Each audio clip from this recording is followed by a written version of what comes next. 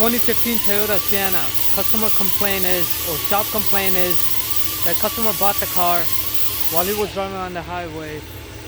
Car was not picking up any speed, just RPM was going up as if like trans was slipping.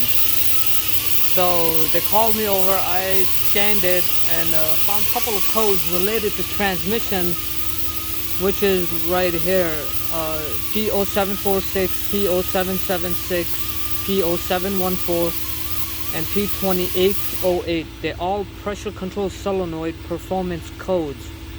It says performance or stuck off. Solenoid A, B, D, and G. I did my preliminary check. Transmission was overfilled, so I adjusted the fluid. I drove it again.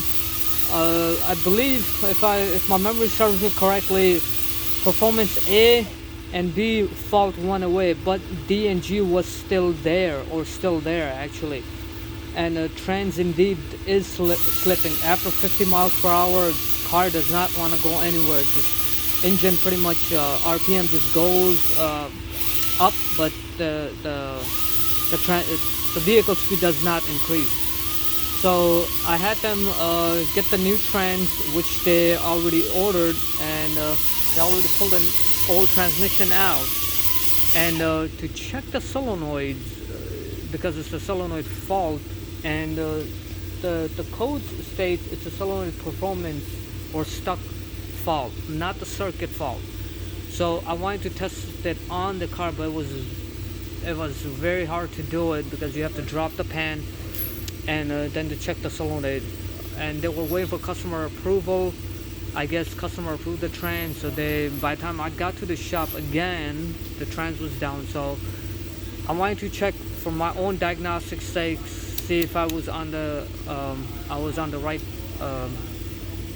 right avenue or not. So I already tested solenoid the way manufacturer wants us to test it, and sure enough, all the solenoids are good. So trans is indeed electrically is fine, mechanically is bad. So let me show you what manufacturer wants you to do. So what they want you to do, check the ohmage of each solenoid, and the spec should be between 5 to 5.6 ohms. And I already checked it, and all these solenoids are saying 5 to 5.6 ohms. I'll show you guys right now. Let's see. This is a meter, and I'm gonna put one of the lead here, and the other lead is gonna be that. So let me adjust that. So here's the setup. One lead goes to one prong, and the other lead goes to the other prong, and then there you go, 5.55 is well within spec. So all these solenoids were reading same ohmage value. The second test that manufacturer wants you to check is to engaging of solenoid. To do that, you gotta pretty much put solenoid and a test light in series, so you don't burn the solenoid. I'm assuming that's the reason of it. But yes, so that's the setup. Okay, so one lead goes here, and that's a positive lead, goes all the way to my jumper right here, and the second lead is the ground that connects to my test light, and then test light is right here. So when I complete the circuit, the light should go on, or should turn on, and solenoid should engage as well. So here we go. I'm gonna touch that. Indeed, my light is, let's see, it's on and off. Let's try that again. On, off, and let's hear it for solenoid engaging. I hope my mic is picking it up.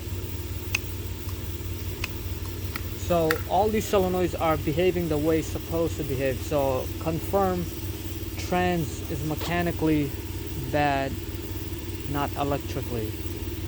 So that's how the test is done by the manufacturer. I suppose you can test it